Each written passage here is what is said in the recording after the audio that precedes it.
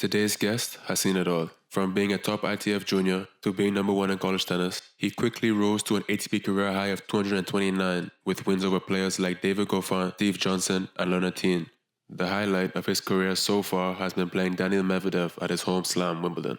Since the end of last summer, he has been sidelined due to an arm injury. He shares his views on the reason behind this and much more. His British-French background mixed with his Stanford University education give him a unique perspective on tennis and the world. Arthur Fery, welcome to the Changeover.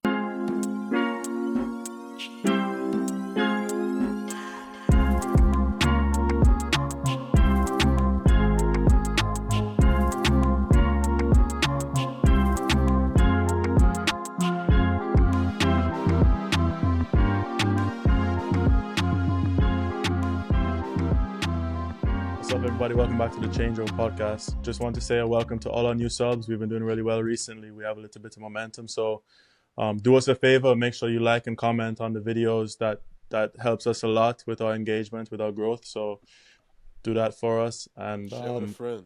Yeah, and share with a friend. And we have some momentum, like I said, and we're excited to keep it going with some cool guests. So the first guest, Arthur, thanks for joining us today. Quick turnaround for you, so we appreciate you joining us. Thanks for having me. Yeah, I texted Arthur a few days ago actually and invited him to come on the podcast, and he was saying, yeah, he'd love to come on, but he doesn't think he'd be able to come on until next week because he's playing some matches. And then the very next day he texted me and said, yo, I'm actually available. So I was like, that means the tournament didn't go as planned. Yeah, I was expecting on winning a little more, but here we are. Where were you? I was in Sunderland, Okay. playing like 25k, first tournament Okay. back. Yeah. Justin, you don't do your research. You should know that your guest was playing a tournament this week. I'm trying to have an authentic conversation, something that flows naturally, not too prepared, not too forced. But Arthur, you didn't play singles this week, did you? No. My arm's still not really ready for singles, so I just played doubles this week. It was a bit of a dubs week for me, and then Okay. hopefully singles soon. Okay, I guess that leads us into the first discussion of the day. So I've been doing preseason for the last 2.5 to 3 weeks, and I decided today to push back the start of my season for another week because of my elbow. I have some tendonitis. So what's it like for you playing through pain, and like how do you manage when is a good time to play and when is a not good time to play? Yeah, I've been struggling with my arm for a year, almost a year and a half now. And at first I played through it, but then I figured out that it was like a bone issue. So, I can't really play through it. Like, if it hurts, it basically means that it's getting bad again. So I've had to stop and start again a bunch of times in the past year and a half. And when you were playing tournaments through the pain, what was the pre-match like? Was it like painkillers? Were you just taking it tough, just going through it? Yeah, well, no painkillers at the start, and then actually when it got really bad the first time it was in Thailand, start of 2024, I took painkillers, and my arm was like went from terrible to perfect as soon as I took them, and I was like able dangerous. to play.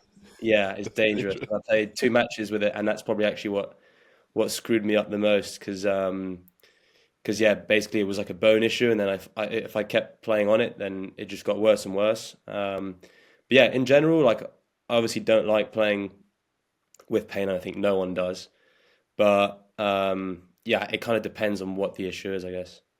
So how was your preseason like this year then? Like, was it, I guess, what led you into the decision to just play a dubs week and not start the season like playing singles? Obviously, that's your priority normally, right? Yeah. Well, Jody, when I saw you in September, that was my last tournament basically. So since then, like my arm got bad again that week, and then I trained from kind of mid-October onwards, trying to get my I've just got to serve a lot and try and get my arm in a place where the serving doesn't hurt me anymore. So that's like just volume, and then I thought I was going to be able to play through December, like 15Ks, and then had to delay again because my arm was still a bit painful. And then, I've gotten to this point now where I'm like getting close to being able to play singles again. It's like about 3 weeks out right now. Like I've got to reach like a quota of number of serves, like a quota of serves per week to be able to feel like I'm ready for singles. and yeah, I'm like almost there. I'm hitting like 450 serves a week, and if I get to 500, 550 pain free, then I feel like I'm ready. Can you explain what happened to your arm? I got like I mean it's pretty common now. Like I mean we can talk about why I think it happened, but I I have a got like, guess. huh? Pelotas? I have a guess. It's the Las balls. pelotas? Yeah, it's terrible right now, terrible. But yeah, like look, I mean, even you're getting arm pain. So many people getting arm pain, and actually, I got like a bone stress in my humerus. But it was pretty much a stress fracture the first time. Like I played through it, thinking it was just muscular, and pretty much pushed it to a stress fracture. And now I then got it good again, and then it came back twice, but not as bad because I stopped playing before it got there again. You know, I'm in a similar boat, like with the number of serves a week. But Yeah, like this week was supposed to be the week that I start serving more. Like I hit a few serves last week, but just to see if it hurts, and didn't hurt that much. But then it's rained all week in Florida, so I really haven't hit serves until yesterday, and then it still hurt. Like last night it hurt so bad, so today I just trained no serves, and then I decided I have to wait another week before I start my tournament. So like I'm in a similar boat as you, like in terms of how many serves I have to hit in the week, pain free. yeah, I still don't even think I'll be pain free when I start hitting serves. So yeah, yeah. Jeez, bro. So you spent all that money on that PRP and it's like it still hurts so bad?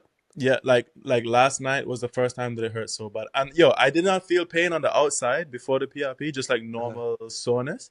And then now the outside hurts too. So I'm like, the PRP actually make my We're elbow moving worse. backwards, bro. Yeah, yeah. But I have a funny, Did you huh? do the PRP? Is that the first time you did PRP? Yeah, I did about four. This Monday is gonna make 5 weeks ago. So like, what happened is I was feeling pain on the inside, like just on my serve and overhead. On the ground strokes, I Yeah, didn't feel it at all. The outside, I just felt like normal tightness, so I didn't think anything of it. When I did the MRI, it showed that I had a small tear on the inside, small tear on the outside, but not bad enough to where I actually need a PRP. But the reason why we did the PRP is because I've been feeling this pain for 2 years. So he said that if it's a new pain, if it's like a couple of months, maybe we do some physio and work it out. But the fact that I've had this pain for 2 years means it's not going to go away that easily. So we did the PRP, and it made my shit so much worse. Like I couldn't even pull up my pants, bro. It hurt so bad, like to yeah, use my right arm. And then yeah, now I'm finally playing 100%, but still not serves. So yeah. let's see. But I have a funny story actually. You know, when we met in France, we had dinner, Justin. So it was myself and Clem Chidek, and we showed up to dinner. I knew I was having dinner with people, but I didn't know who. So when I got to the table, I introduced myself to everyone, and obviously he introduced himself to me, you know, Arthur. But it took me 30 minutes into the dinner to realize who he was. At first, I didn't know you were a player. I thought you were like a physio or a trainer or something. I had no idea. And I was just like, wow, Jody, what an idiot you are. Like, So you told me you had a theory about how the arm got bad. What are you thinking? I mean, yeah, I'm thinking same as you guys. Like the balls are terrible. I think, and a lot of people on tour are speaking about it. I mean, they changed the production line since COVID. I think they've used like a different type of rubber in the balls, and I mean, yeah, they're basically kind of almost pressureless balls, yeah, they and feel soft. yeah, they feel soft and they get worn like super quickly. Yeah. And yeah, like I mean, even not even injuries, like guys switching back to gut, which was pretty much not happening 10 years ago. Like way less players were using gut in the mains or in the crosses, and now, I mean, half the top tens using gut again because the conditions are so slow.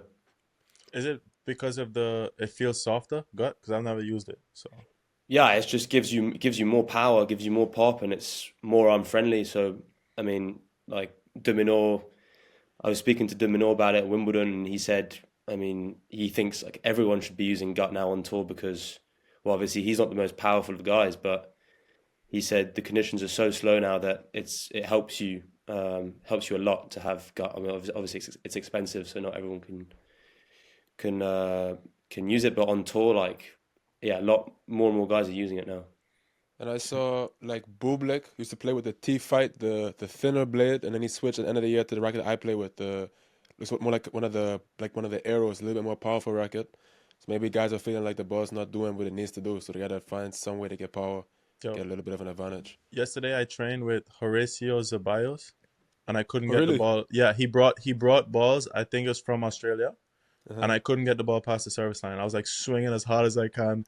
And then after he said to me and said to Chris, he's like, "You don't miss, huh? You're like such a great player." And I'm like, "Bro, I'm trying so hard to hit the ball hard. I just cannot hit the ball. Like, can't I get to think past the it's service line." tough too because you hear they talk about the courts being slower. So like if the courts have slowed down and the ball slowed down, you gotta work hard to like do Yeah, anything out there. I feel like it's and rough. the guys are more physical. Everyone's moving insane. Um, yeah, rallies are longer, so it's just like who can hit the ball harder, basically, with flat balls. So it's You guys put your tension down. yeah. I mean, I was using Power, and I was before that, which is like my favorite setup, and I was string at 40, 45, 46 with the blade, but now with the gut, I'm stringing at 50, Yeah, 53, 54 around there. I think last year I was playing at around like 52, and now I'm stringing at 46. 46 For, and can't get the for the ball arm. past the service line. Well, I just at first it was for the arm, and then I'm just playing with that now, and it's just normal, I guess. I don't know. Yeah. I don't want to go back up because I feel it's gonna hurt. The racket's gonna feel stiff and it's gonna hurt. So Yeah. So for you, you're not the biggest guy out there. So how do you have to adjust your game to get ahead with the balls how they are now? I mean, I've always tried to play an aggressive game style, trying to take the ball pretty early, especially on the backhand side. Return early, even on first serve. Try and um, get it back quickly, and returning early, trying to get to the net as soon as possible. I mean, yeah, I'm good when I'm moving forward, so Hmm. trying to maximize that. Not fall behind, not be too far back, having to swing too hard to make anything happen. Yeah, exactly. Fair enough. is that why Fair you enough. prefer indoors? You think? Because you take the ball early and like to come in and that sort of stuff. Typically indoors, even the courts are normally faster. Yeah, and I can use the opponent's like ball speed, like kind of redirect, and the ball doesn't get too high on me. I mean, it's. I'm not gonna give any tips away, but it's. Well, let's take this part out. Cut this out. Yeah, no, get it high up to my forehand. I don't like it, you know. Yeah. All right, so I'm gonna give you some topics, and you can tell me if they're over or underrated, and Okay. we'll discuss. So people always talk about like the Ivy Leagues or schools like Stanford, how there's such better schools. So is the idea that the difficulty of the schoolwork at Stanford is tough over or underrated? Um, I think I'd say more underrated, more no, yeah, more underrated than overrated. Okay, so school is Um, tough. School is tough, but I mean, if you want to make it tough, you can make it really, really tough. And I Okay, think that's the difference between the top schools and the I mean not as good schools is that academically is that like Stanford you can if you want to make it like super challenging you can, but also if you want to make it fairly easy and give yourself more time for tennis, then hmm, you can also do that. It's not. I mean, that's kind of what I did. Like I wasn't trying to do computer science at Stanford. Like just trying to get by. and do you think the biggest, let's say, benefit of this kind of school is kind of who you're in the classrooms with? Like, I don't know, maybe the teachers have crazy experience, or your classmates have parents, or if they're within certain networks that are gonna help you later on in life, or is it that schoolwork that is so vital? No, 100% who you meet, like who you Yeah. have in your class, the people around you. Yeah, the one thing that I did really get from the academics at Stanford was how driven everyone was around me, whether it was sports, whether it was academics. Everyone had a plan with what they were doing, and every day, yeah, everyone was grinding.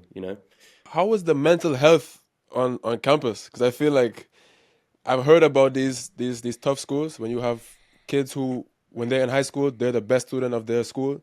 Then they arrive at Cornell or Brown or Stanford, and they're just normal now. And to really achieve, they have to go above and beyond. And then they're also playing sports. Like, How are people finding the time to like take care of themselves, or is that a thing that people talk about? Yeah, yeah, it's definitely it was definitely like a big thing, especially kind of in California where mental health was a big thing and Hmm. people talked about it. But yeah, I mean, definitely it pushed, as you say, like people are the best in their high school, and then they turn up to Stanford and they're suddenly just Yeah, middle of the pack, yeah, sort of thing. So yeah, I mean, I guess it's challenging. That's also kind of, I guess, where people really can test themselves, and if you're super good at maths, then you have all the best people at maths hmm, in in the States and or in the world, and then you can challenge yourself against them. But yeah, I mean, it's tough. I think it's also you got to find a balance. Maybe the first year is weird because you're so busy and loads of schoolwork, and then you kind of get into the groove of things. And how was your tennis experience there? Yeah, it was good. I enjoyed it. I enjoyed it. I'm glad I went through the college route. I would go to Stanford again if I were to do it again. I'd go to the same place. I wouldn't change anything, just purely because yeah, I mean the academics and the kind of backup it gives me if tennis doesn't go my way is really good. So I'm happy I did that. And then the tennis, yeah, was also good. I met some really really good friends of mine, yeah, who I've kept past college, and good coaches as well. They helped me develop, and I think I came out playing better tennis than I came in. So Did you play 3 years or 4? I played 3 years. Um, my freshman year was COVID, so we only got onto campus in Okay. March. So I kind of missed most of the year, and then took the fall off my junior year. Okay. So you So you played didn't two actually years. spend that much time, yeah, at school. Yeah, so I wasn't actually on campus that much. Like my Okay. sophomore year, I was on campus the whole 3 quarters, and then both seasons, freshman and junior. But actually, didn't spend that much time on campus, to be honest.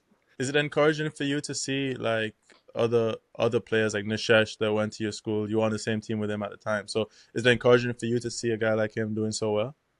Yeah, it's awesome. I mean, it's great for the program and it's great for him.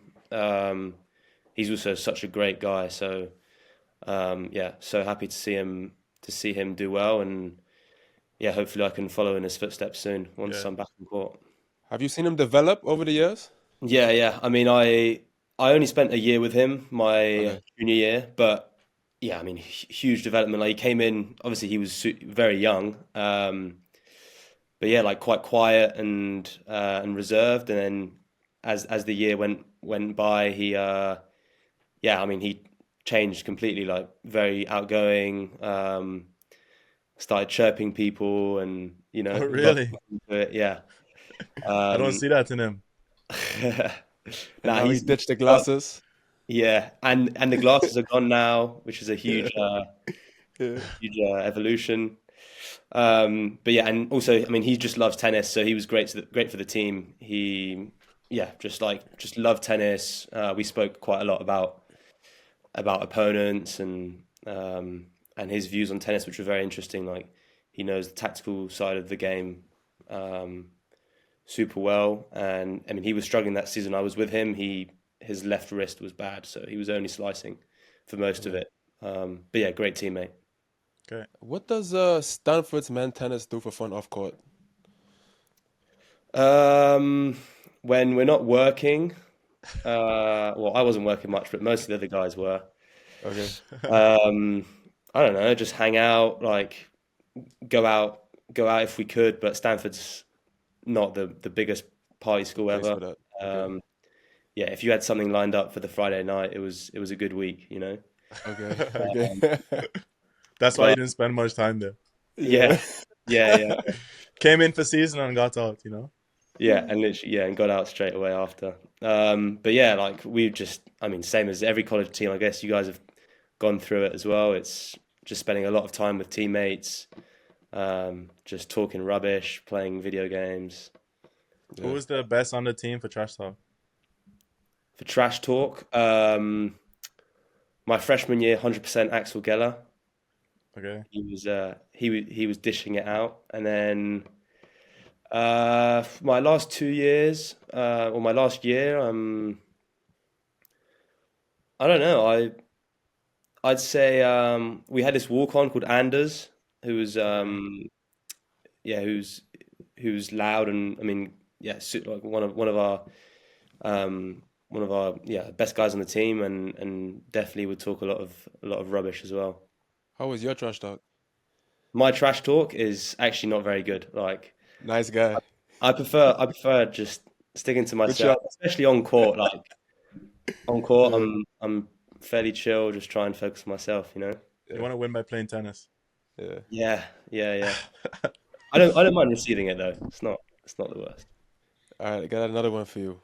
Right. The LTA Training Center. I was watching a video on YouTube before this interview, and they were doing like a tour of the LTA with like the rooms and the laundry room and fitness room, and they had everything that you could imagine there, and it all looked unreal. But for you, the experience of actually training there, you think it's over or underrated? Underrated. Okay. Underrated And facilities, underrated center.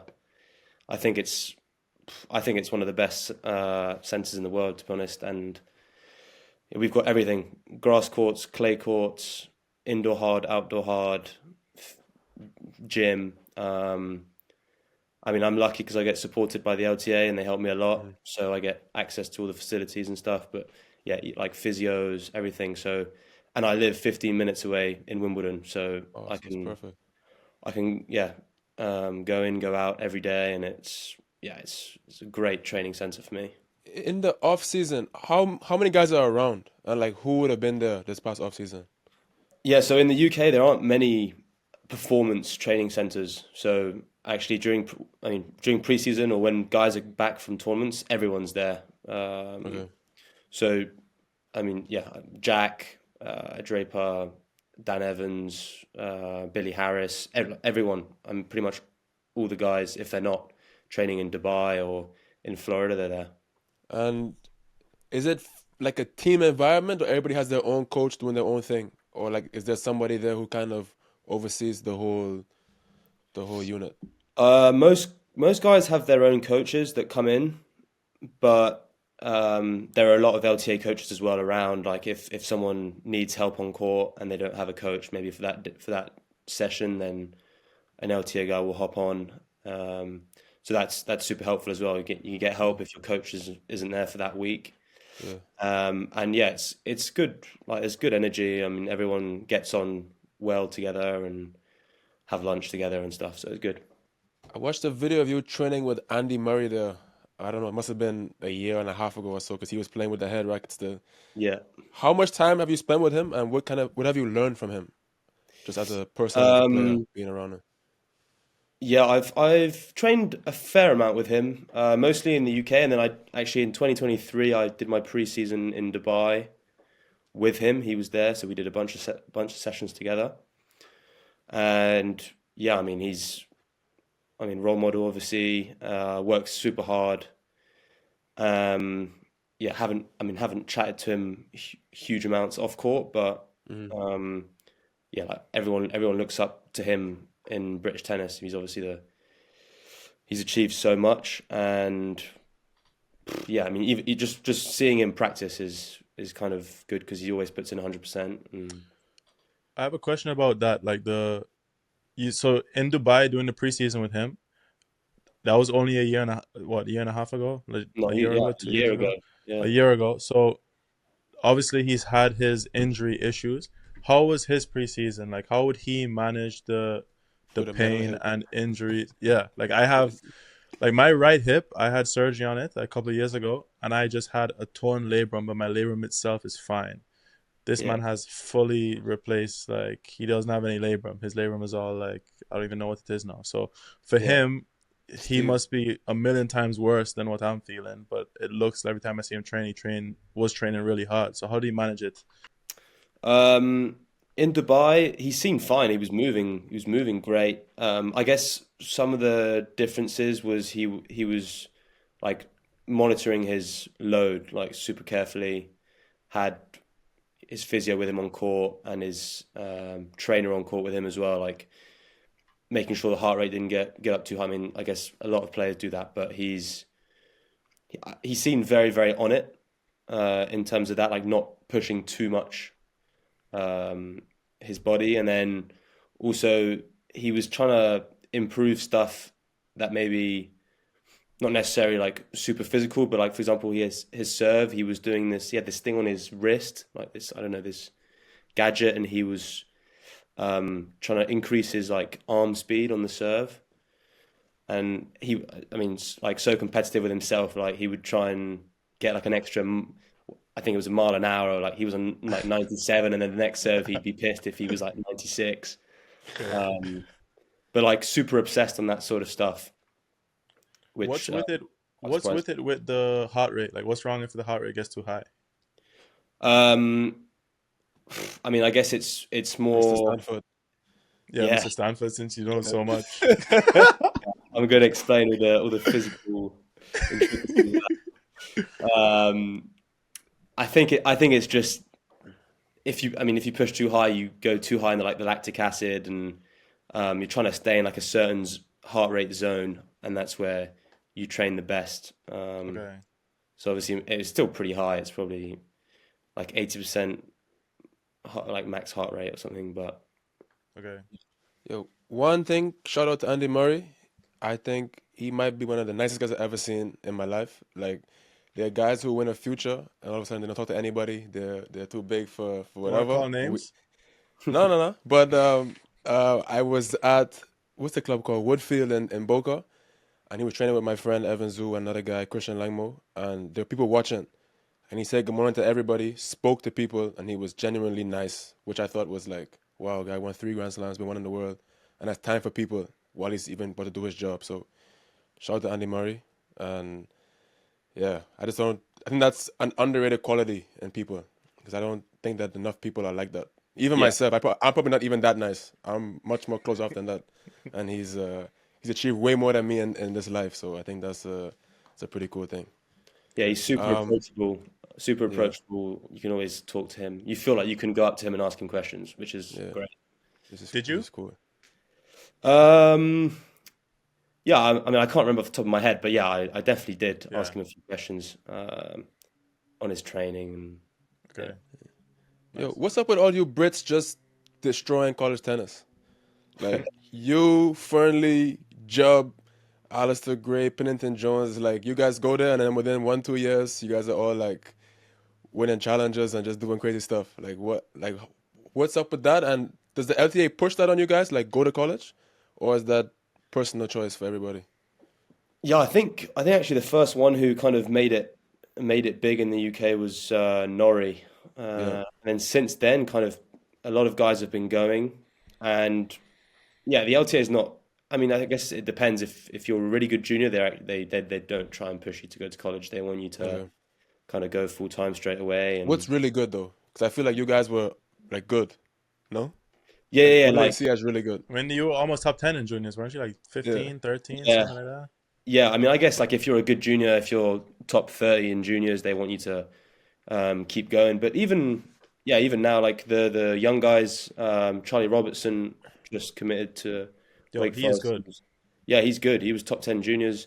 But I mean, I definitely think that college tennis is good. Like I wasn't personally ready to go and play 35 weeks a year on the tour, playing 15Ks in Bulgaria, you know. So for me, college tennis was perfect. And then when I came out at 21, I was ready and hungry to kind of get going.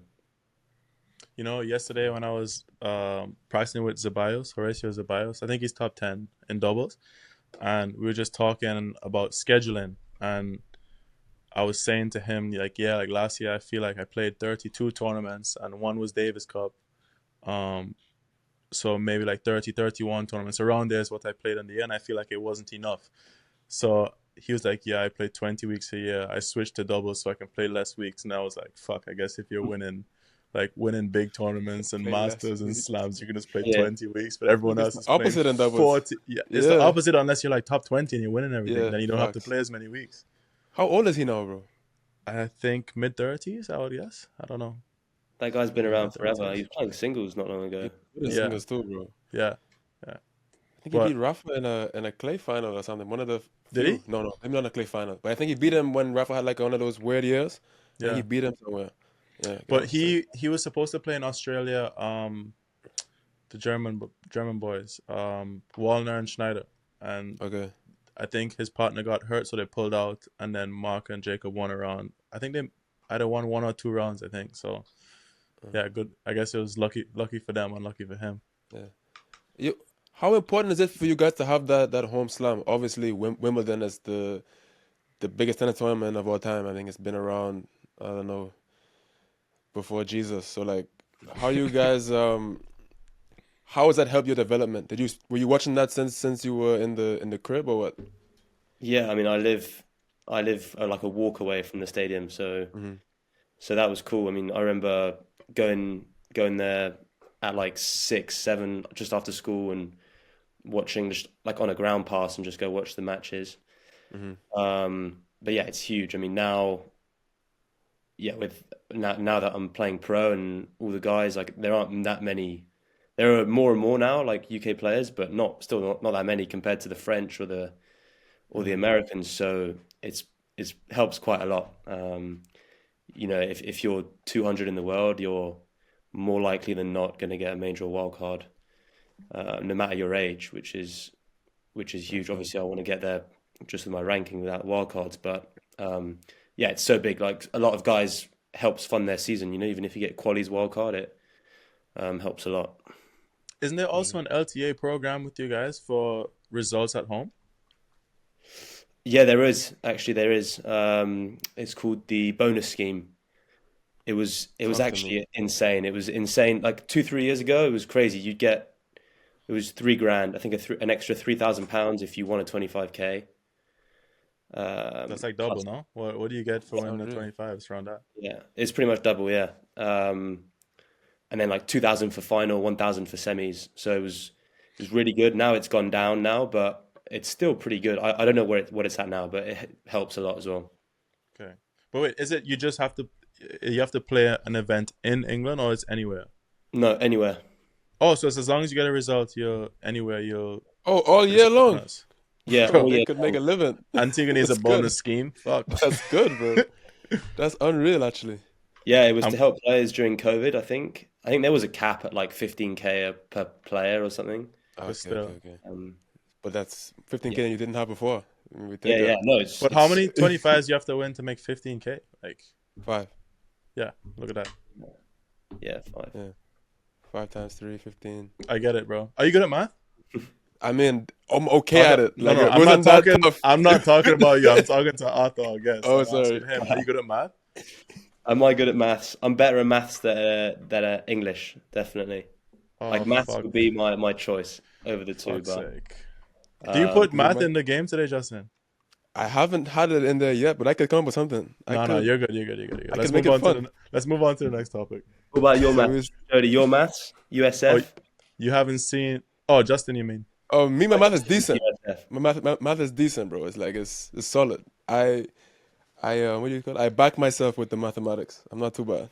But he's never had to prove himself because every time I'm the one in the game, not Justin. Have you seen these games?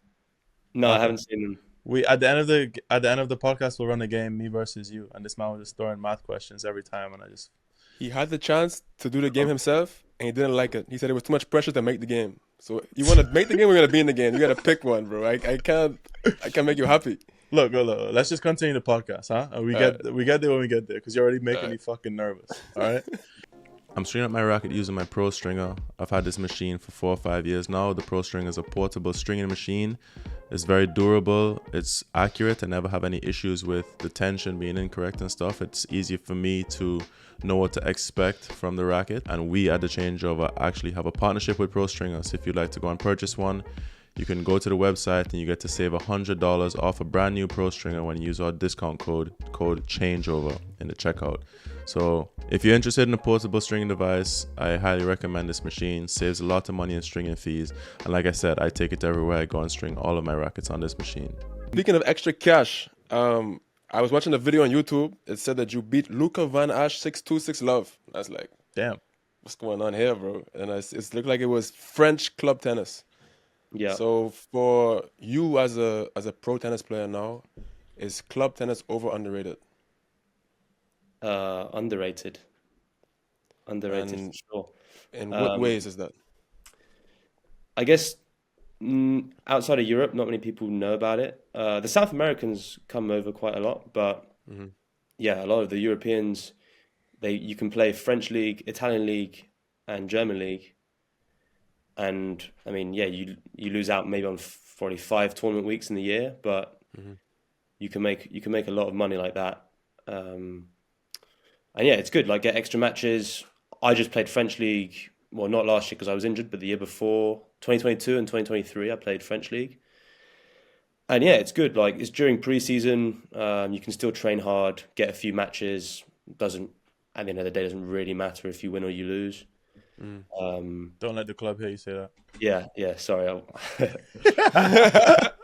Cut that. Yeah, that's gone. It's all good. No, I really care. But yeah, no, it's good. Like, you get extra matches, get a bit of cash. You're with guys that you enjoy being with. You spend time. It's a little bit like college. It's like a 4 singles, 2 doubles. Yeah, it helps. I saw you also in the Indian Tennis League this offseason. It's the Indian Premier League. Get it right. Indian Premier League. The shit looks so lit. So hopefully people from the IPL are watching. We want an invite. We would love to go and play that. Yeah, it was good as well. I mean, I couldn't play it was weird. I couldn't play a full tournament, like a normal tournament, because of my arm. And this was like tie breaks, like 1 singles tie break and 1 doubles tie break every day. So what? Yeah. And you get paid to do that? Can you imagine the pressure? Can you imagine the pressure to go out there, and flip a coin and play for 15 points and then go home? Nah. Pretty much. Yeah. You better warm up. You better warm up for a full hour. Be piping hot, ready to go for your tie break. No way. Yeah, it was like a weird format. It's like 25 points of men's singles. So it could be 13-12. It could be 25-0. You just play 25 points regardless. And then, so men's singles, women's singles, mixed doubles, and men's doubles. And I played men's singles and men's doubles, 25 points each. Got to play with Bapana in doubles, and Sick. Yeah, 5 days in a row, not bad. How was that? How was dubs with Bapana? It was fun. I mean, he serves so big. What side did he play? Deuce? He played Juice, and I played Ad. Yeah. Okay. And obviously, it was pretty chill. Jody leaned forward asking about Wapana. Like, you got really I've been leaning forward. Don't do that. Don't do that. Got super interested. Don't do that. Now. Don't do that. And if you're watching, rewind the video. I've been fucking leaning forward already. Don't do that. Yo, don't give me figures, but for 5 days of work in Indian Premier League versus 5 days of work in the French League, what was more money? French League's over. It's 5 matches, but it's over 2 weeks. Okay. But I mean, French League is better. Also, because my ranking had dropped so much. By November when I played Indian Premier League, but I mean, I heard like some of the guys who were top 100 who went. It was good money, like pretty good money, like almost first round of slam money. Was it okay for you to play it then because you knew it wasn't that much tennis? Like thinking about the injury and stuff. Yeah, because I was hitting 40 serves a day. Like I was getting basically pushed to hit 40 serves a day in the matches, and then I'd have to hit more in practice after to get to my to try and get back. Yeah. Okay. Bro, you're half French, is that correct? Yeah, both parents are French, but I've lived in the UK for my life.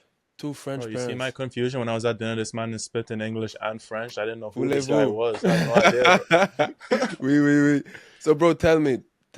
I love croissants and like eclairs and stuff, all the pastries.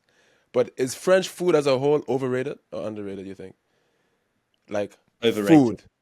Overrated, no? Oh, you're gonna get this man in trouble. Yes, that's Overrated. Good. He's an honest man. I respect that, bro.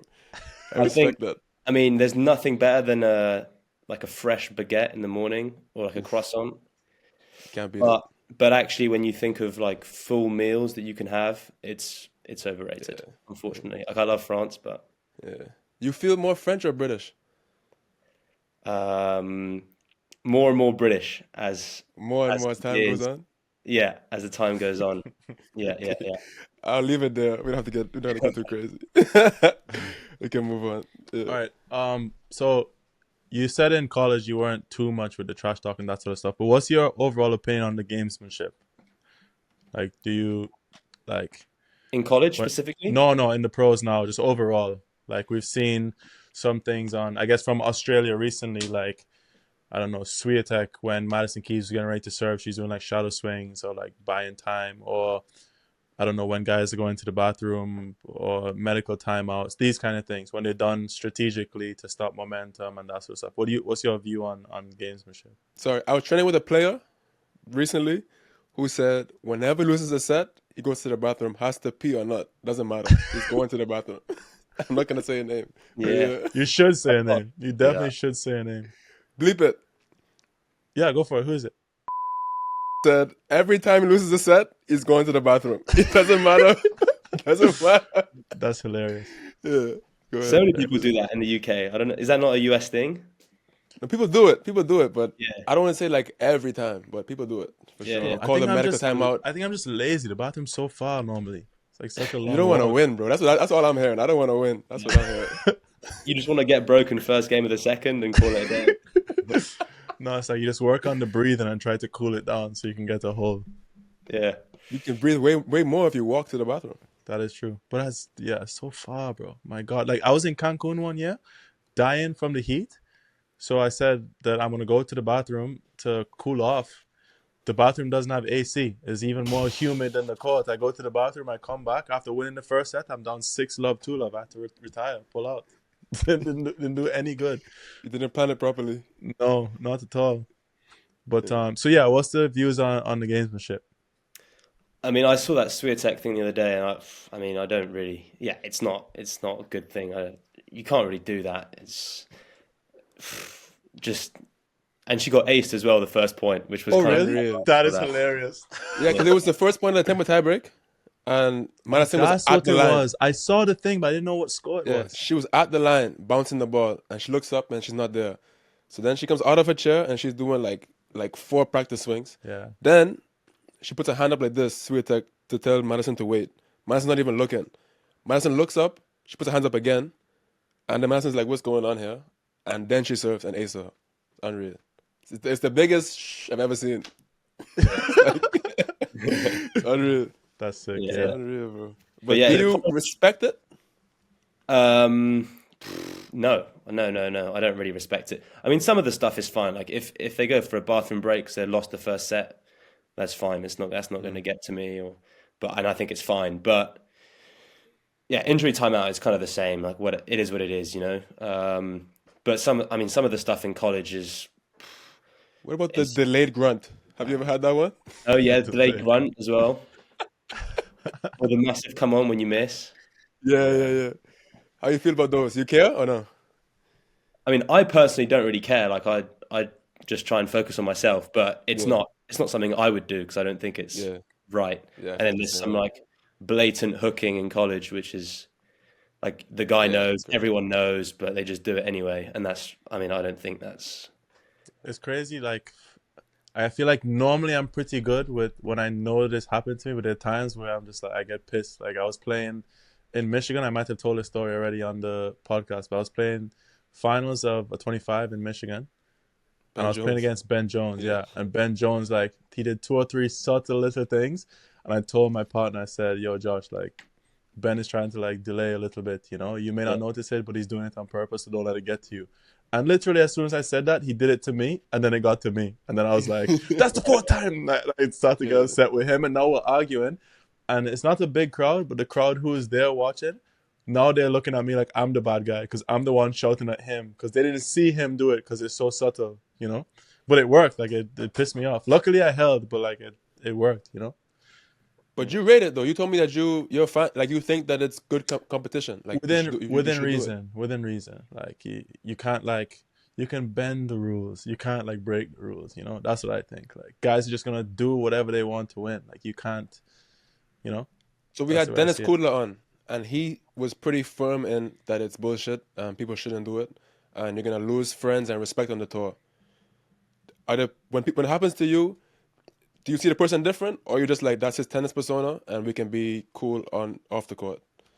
Nah, I personally can't be separate. I can't be amicable with someone if they're doing like crazy shit. This is on real court. talk over here, man. I like that. Yes, man. You feel that way too, Justin, right? Yeah, like if you act like a clown, I just don't respect you. Whether it's on court, off the court, for me, it's who you are. But it's like, to me, it's like within reason. Like, people are gonna do that. You know that if, I don't know, little thing like you hit a serve, first serve, they miss a return in the net, and it rolls back, but it's like right at the net, and they're gonna walk and move the ball, or like they jog, but they jog slow as fuck to move the ball. Like these little things, like within reason, they don't really piss me off. But like if, like Ben Jones, the ball's at the fence, and the man is walking back to help the ball slowly to the side. It's like, bro, you're taking 20 seconds. You're saying you and Ben Jones can't be friends anymore? Or what? No, we're fine, because I didn't think he was like overdoing it, but it was definitely on the limit in my opinion, you know. But I'm fine. Like, I'm fine with a little bit of something. Like you see it in every sport, so like to me, I'm okay with it. But if you go full out, like, you know, breaking the rules, then I have an issue, because then you're actually fucking up the match. You know, then you it doesn't tend to bother me too much, but it's just like, for me, I'm just here to play tennis, bro. I'm just gonna do my thing, and if I win, I win. If you win, you win. But we play the tennis match. I'm not really into all the hoopla personally. But it's like if you're about to hit the second serve and the guy is going like this to hit, like, show you that he's gonna hit a forehand, like, you know, it's things like that. Like, to me, he scoffs at it. yeah, he don't like that. I've never seen that one before, actually. What do you never seen like a guy stand to the left like 1 or 2 steps, like they're showing? Yeah, that's what I mean. But you said this, like, no one stands with the forehand. Okay, that's like extreme. That's extreme. They're not standing like this, you know, like they're just standing like they're gonna give you. That would work though. We'd be like, what right is the man doing? Yeah. They're giving you this one, you know.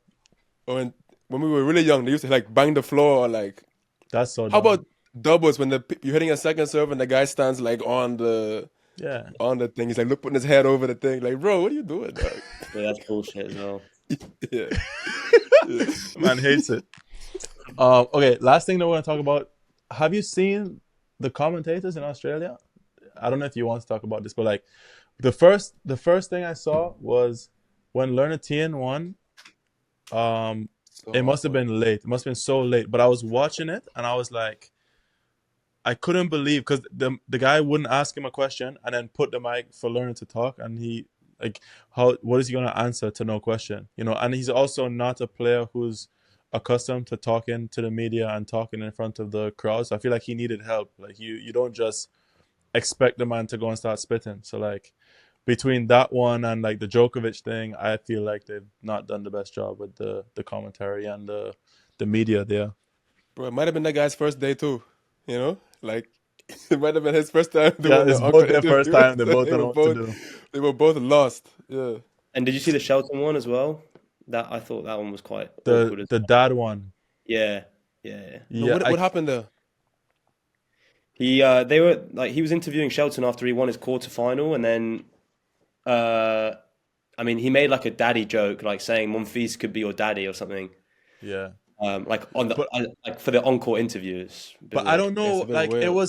I think Shelton might have made a joke in one of the earlier press conferences about like if you lose to the same person 3 times, he's your dad or something. You know, like. Mm-hmm. But then this one, I don't know if that's what the commentator or the presenter or whatever it was trying to do, but it was just so awkward, bro. And then Shelton talked about it in the interview after, like, that's the next one.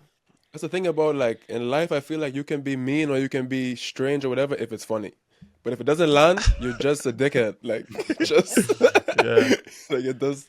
Just I think there's like, they're not badly intentioned. Like those commentators, they're trying to be funny on court, and then like they're in Australia. Like Australian banter is probably a bit different to American banter and stuff. And then it doesn't land. And well, I mean, the Djokovic one wasn't funny at all. It was just... That wasn't funny at all. That was terrible. Yeah. Bro, I like how Djokovic just stands up business, bro. He just, like... The older he gets, the more I respect him. Yo, like, what did you think about the Danielle Collins thing? That was funny, bro. That was hilarious, yo. She's over the top, too, though. Like, that's great, bro. That's so funny. But I love it. Like, she's like, if we're going to go there, let's go there. And she just goes. And she doesn't give a shit. Like, it's unreal. Yeah. For sure. Did you see the crowd booed Djokovic when he pulled out? I couldn't believe that. That's insane. The man won there 10 times. Ratings to Zverev, though, for talking after. Like, I give him ratings for that, saying like, yo, the man has won this tournament before being injured and pulling out, and now obviously he must be really hurt if he can't play because Not he's been gonna hurt play. before and winning. So like, yeah, respect for that. They're always. I think some of the crowd was booing them, and some of them was cheering him as well.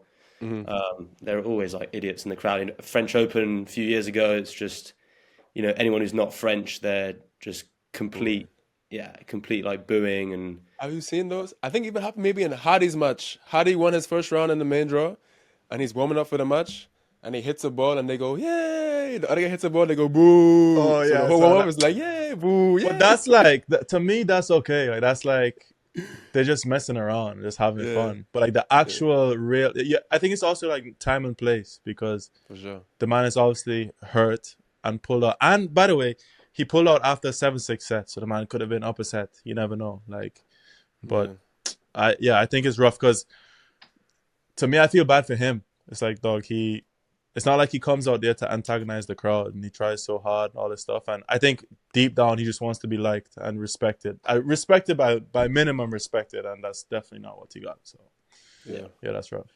Fucks. IG. All right, let's go into some Instagram questions. Some of them we talked about it already, but so the first one we can go to is Svat. He says, you were seen for a long time as the next gen of British tennis. Because of many reasons, you are now 23 in Britain. Does this create extra pressure for you as you want to prove you deserve, or do you feel relieved that you could play with less pressure? No, I mean, it's tough because I've been injured for a year and a half, and I'm not where I want to be at all right now. Ranking wise, I come back down to 600. I'm gonna have to get through the futures again. So that's going to be tough, and yeah, it's disappointing. But at the same time, I think I would feel even worse if I'd been playing this whole time and not been doing well. Like at least I know that my level's there. I've just got to stay healthy and play a full year. Like I haven't even played a full year yet out of college. Sounds familiar. Yeah, That's similar story to me though. yeah. Different, but the same thing. Are you back on court yet or not? Yes, I actually played the last 2 weeks. Couple of tough draws, but actually playing well. So I feel like if I can be healthy for a long time, I can do some good things still. So Yeah, just gotta stay healthy, bro. That's the main thing, bro. it's half the job. Yeah. Yeah. Next question is from Ibi. He says, what's it like playing on centre court Wimbledon? I wouldn't know. Yeah. Oh, you didn't play centre court? Medi was on court 1. Yeah, I played court 1, which is, I mean, they're both very similar in size. Centre court's got a bit more to it, but yeah, I mean, it was insane. I was meant to play on court 2, and it got rained off and got moved to court 1. Okay. And yeah, it was incredible. Like walking in, it's like closed off and 13,000 people screaming your name. And playing Medvedev obviously wasn't easy, but it was a good test. Yeah, I really enjoyed it, and probably the best moment of my tennis career so far. Sick. Playing the home slam, is that like exciting or is that like a little bit daunting? No, I'd say it's mostly exciting. Okay. Well, it's tough to say. I haven't really played like a full one, like a slam yet, where I feel like I'm fully ready to play. Like that was my first time. That was my first slam in 2023, well, first main draw, and obviously I play Medvedev, so I mean I know that I'm playing loose, right? I'm not tight. And then this year I was just coming back from injury, had physical problems. I was cramping and stuff. Like I could have won my first round, but yeah, like it also wasn't really like I wasn't fully ready to play.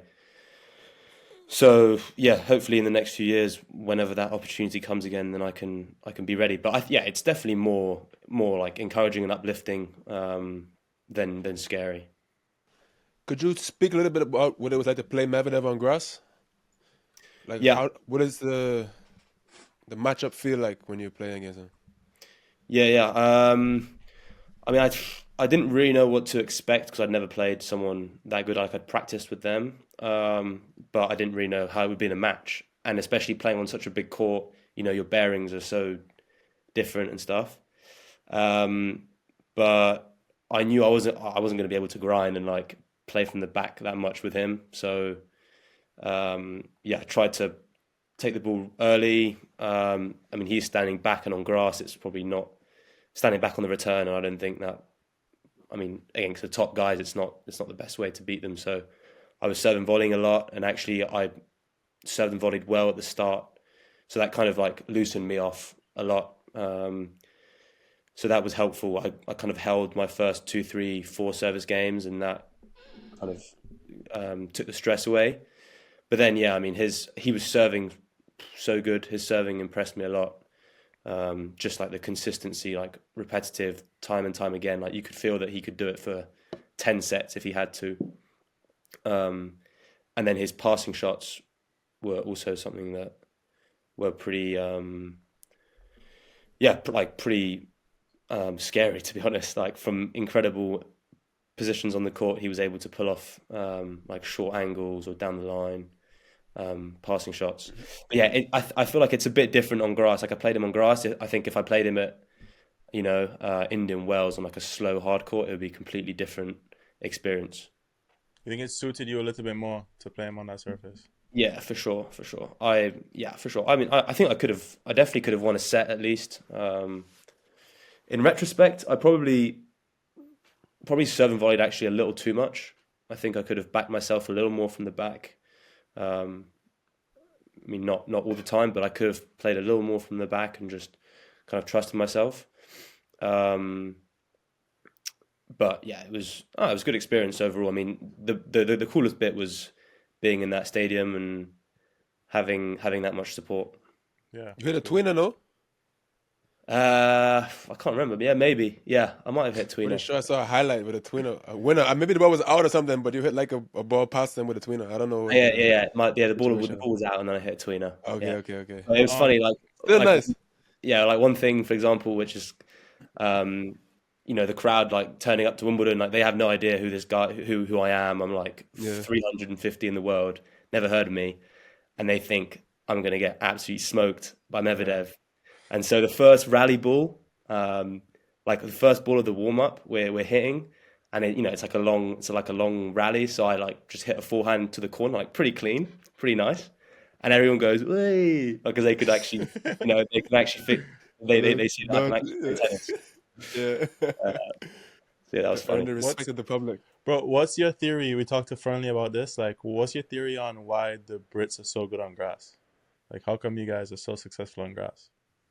Well, partly just because our home slam is on grass and we kind of play on it a little bit more than the other guys when we're young.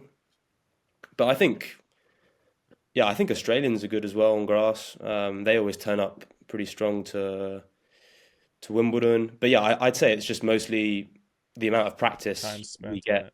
Yeah, and also most of the guys turning up to Wimbledon on the tour they play maybe 2 lead-up tournaments like Eastbourne and Queens or Harlow and Queens or something. No, not Harlow and Queens, like Harlow and whatever the other 250 is. But we get to play. There's like Hertogenbosch, I think, and there's like Mallorca, those ones.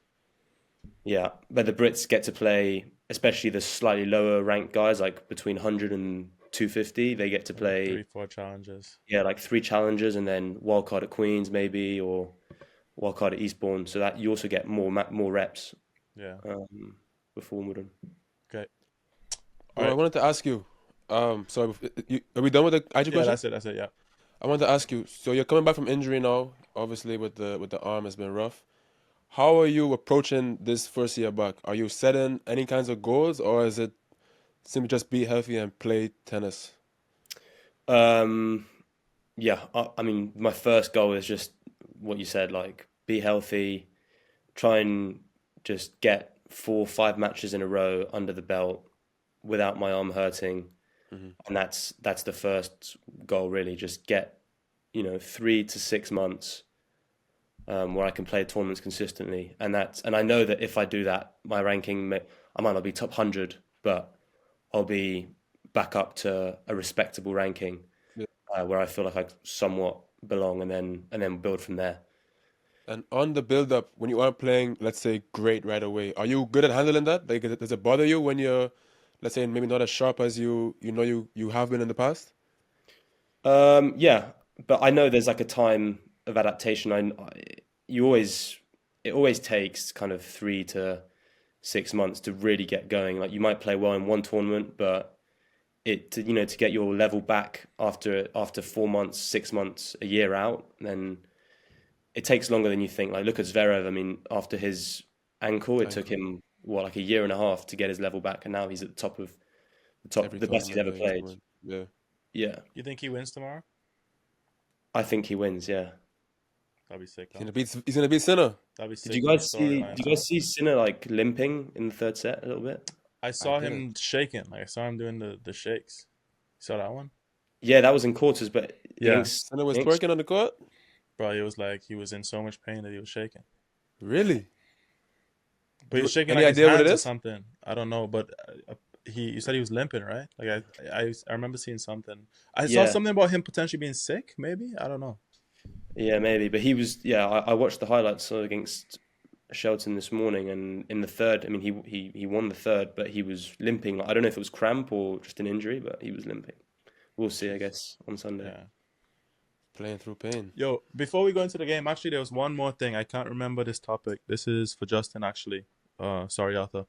But the question was basically about the motivation of the podcast. Like what, for you and I guess, what do we feel like we get out of the podcast, and what's the reason? Who asked this question?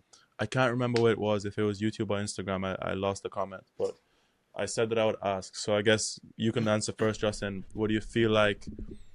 Is it something... I think they were asking what do we learn from the guests, what our motivations are from doing the podcast. Yeah, for me, initially, it was to get to the point where we could have on, let's say, very big players, and I kind of can pick their brain and learn and just try to apply whatever makes sense for me to my game. And then as we started, it changed a bit. I still want to do that, and I still want to be able to sort of give people, let's say, an inside look into the game from other tennis players. So it's not like because I feel like right now, for the most part, it's like these polished interviews and there's not that much real information. So I feel like I want to give that to people. But now that we've been doing this for almost 2 years now, I also like not even the idea, the fact that we're like having people share their stories. So like, I don't know, the other day, Dennis Kudla told a story about a guy he grew up with, Junior Orr, who was a good college player and whatever. Told a story about how he could read his serve because of whatever tell. And like, it was cool to me that Junior Orr found this out listening to our podcast. Like, it's his good friend from all these years, and he learned something about his own friend through our podcast. So like, sharing people's stories and being the place people can come to really get to know a player, I think is pretty cool and pretty valuable. So I hope we can keep growing this, and we can do that with players of all levels. So up to the top, and then even keep talking to people who play challenges and futures and whatever. But I really enjoy that aspect of it.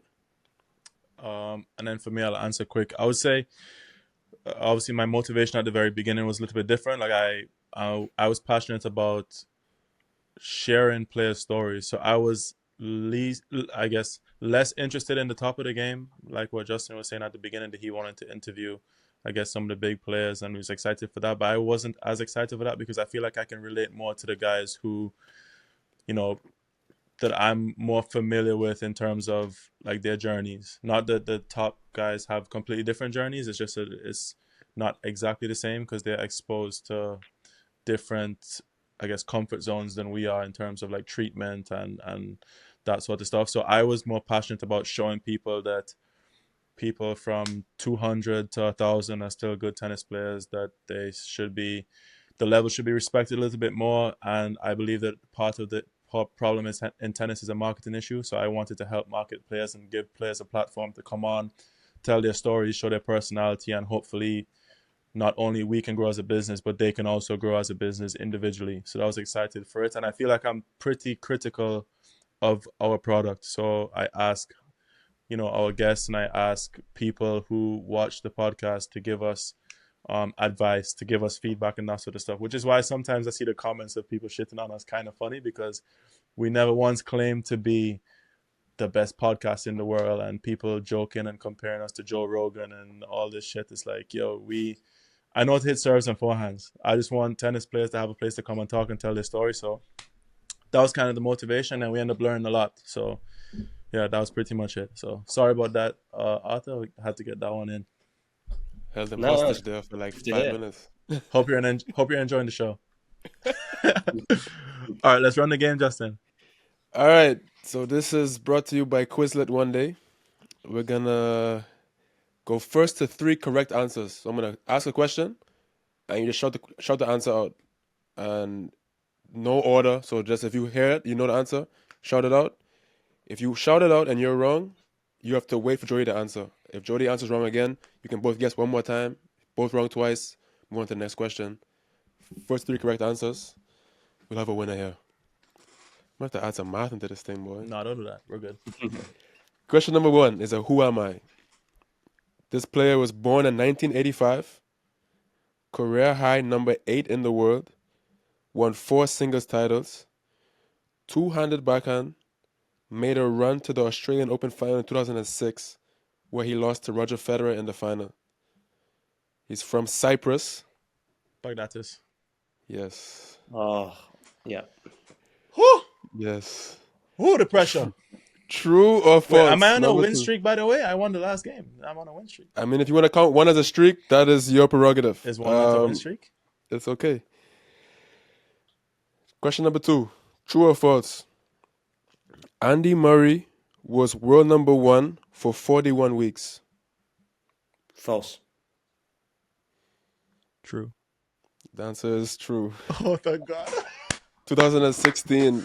Are you gonna I had compete? Are you gonna compete in this game, or You can't talk no shit to nobody, bro. This guy is maybe like 5-30 on this podcast, bro, in terms of win-loss record. Give me a 6 here. All right. What is the capital of Scotland? Edinburgh. Glasgow. Edinburgh is correct. Come on. Edinburgh is correct. Is that where Fernley's from? Yes. Yeah. Who beat Coco Gauff at this year's Australian Open? Did I watch Women's tennis? No, That's I- crazy. That's crazy. I don't know. She beat. Hey, spam the comments, man. No, Sexist she tennis beat. players. No, she beat Bencic. Sabalenka. Nope. Sabalenka. No. All right. Now I've got a free guess. Let me have a think. I was going to say Sabalenka as well. Who made... Wasn't Keys. Swiatek? Killed her, right? No. Someone killed her 1-0 or 1-1 or something. You can both answer again whenever you want. It's looking bad for the all-male podcast right here, boy. No, come on. I'm gonna get this one.